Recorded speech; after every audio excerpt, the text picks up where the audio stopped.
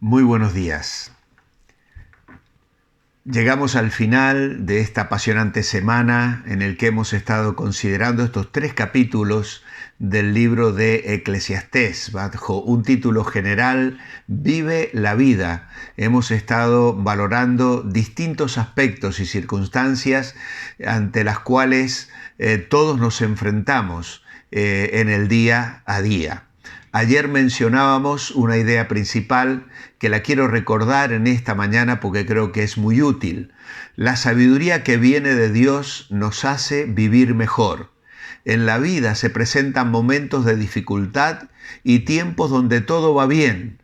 Los tiempos malos no deben desalentarnos y los momentos de prosperidad no deben hacernos arrogantes.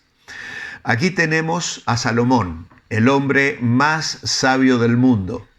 Él confesó cuán difícil había sido actuar y pensar sabiamente y recalcó el hecho de que no importa cuánto conocimiento tenga uno, siempre existen misterios que nunca vamos a comprender.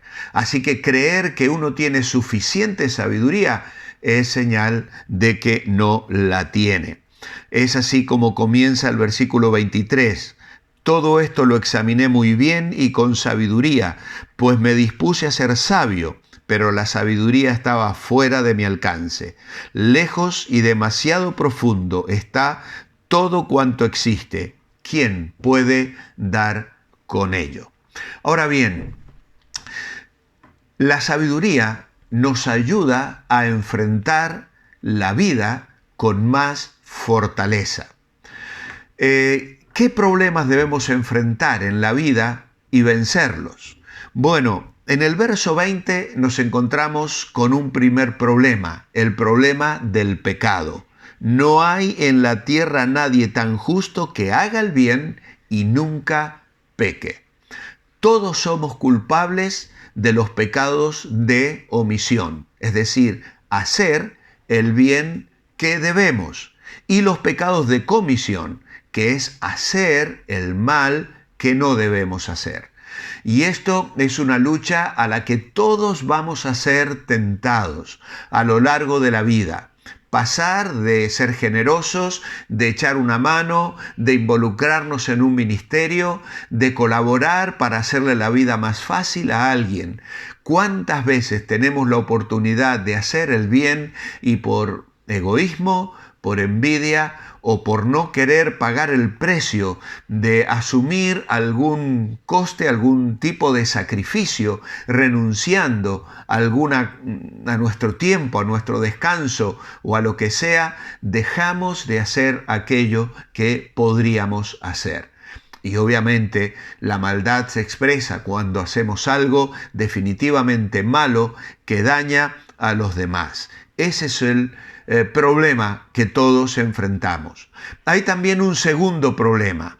Enfrentamos lo que la gente dice acerca de nosotros. El versículo 21 y 22 dice: no prestes atención a todo lo que se dice y así no irás cuando tu siervo hable mal de ti, aunque bien sabes que muchas veces también tú has hablado mal de otros.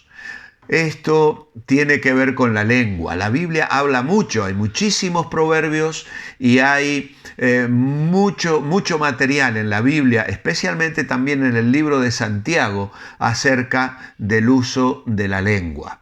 ¿Qué hacer cuando la crítica es justificada?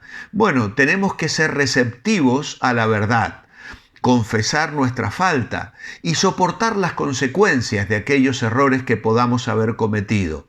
También tenemos que expresar aprecio hacia aquella persona que nos critica, aunque nos duela, pero tenemos que reconocer, porque un verdadero amigo tiene que tener la valentía para también hacernos ver aquello que está mal en nuestra vida. Planificar un programa de mejoramiento personal, es decir, tenemos que trazar planes para que estas cosas que hemos hecho mal no volverlas a repetir. Ahora bien, ¿qué hacer cuando la crítica es injusta? Bueno, las críticas injustificadas deben ser ignoradas. Tenemos un ejemplo de esto en el primer libro de Samuel, en el capítulo 17, cuando David va a enfrentarse a Goliat. Él llega al sitio, ve los ejércitos reunidos y escucha el arrogante desafío del gigante enemigo. Y entonces se asombra de que no haya nadie que salga a hacerle frente y pregunta: ¿qué es lo que el rey está diciendo? Porque el rey está prometiendo la mano de su hija a aquel que salga y venza a aquel gigante. Y entonces David está preguntando acerca de esto y de pronto su hermano Eliab sale a su encuentro y le critica abiertamente. ¿Para qué has descendido acá? ¿Y con quién has dejado aquellas pocas ovejas en el desierto? Yo conozco tu soberbia y la malicia de tu corazón, que para ver la batalla has venido. Una crítica absolutamente injusta. David estaba allí porque su padre le había enviado con alimentos para sus hermanos, regalos para los oficiales de sus hermanos, y él no estaba allí por ninguna de estas causas de las que su hermano le adjudica. Y entonces, ¿qué hizo David? ¿Se quedó a explicarle? ¿Le dio alguna respuesta? Simplemente dijo: ¿qué he hecho yo? ¿No es esto mero hablar? Y apartándose de él hacia otros, siguió adelante. No tenemos que permitir que otras personas nos alteren. No tenemos que enredarnos en discusiones necias cuando la crítica es injustificada. En Proverbios 23 dice: honra es del hombre dejar la contienda, mas todo insensato se envolverá en ella. Hay batallas que no vale la pena pelear. Por lo tanto, es mejor entregar nuestros derechos y pasar de aquellas críticas y de aquellos que emiten juicios injustos. No tenemos por qué vivir dando explicaciones. No podemos impedir que la gente hable, pero sí puedo cuidar mis sentimientos. No toda palabra de crítica necesita recibir una respuesta. Hay ocasiones en que sí, en que vale la pena dar una respuesta y aclarar la situación, pero hay otras veces donde podemos pasar y dejar de lado aquello con lo que se nos ataca. Y hay un tercer problema que nos presenta aquí el escritor, y es que la persona sabia tiene que tratar con la pecaminosidad de la humanidad en general. Versículos 26 al 29. Y encontré algo más amargo que la muerte, a la mujer que es una trampa, que por corazón tiene una red y por brazo tiene cadenas. Quien agrada a Dios se librará de ella, pero el pecador caerá en sus redes. Salomón va a hablar de una manera muy negativa y parece generalizar acerca de las mujeres, diciendo que solo encontró un hombre fiel y no pudo encontrar entre 1000 ni una sola mujer en la que confiar. Salomón habla de la mujer pecadora aquí, que atrapa a los hombres y los lleva a la muerte. Y ya de esto ha hablado claramente en Proverbios capítulo 5 y también en Proverbios capítulo 7. Él, como sabemos, había terminado enredado por muchas mujeres extranjeras que lo habían seducido y que lamentablemente apartaron su corazón de Dios y le llevaron una triste experiencia de fracaso. Pero ¿es que acaso Salomón pensaba que las mujeres no podían tener sabiduría? No es así, porque también en el libro de Proverbios él personifica a la sabiduría como a una mujer responsable. Y luego encontramos allí en Proverbios 31 cómo él describe a una mujer virtuosa, sabia y valiente, que cuida de su casa, que lleva adelante sus negocios y cuya vida es una vida de testimonio para gloria de Dios y para bendición de su familia, de sus hijos y de su esposo.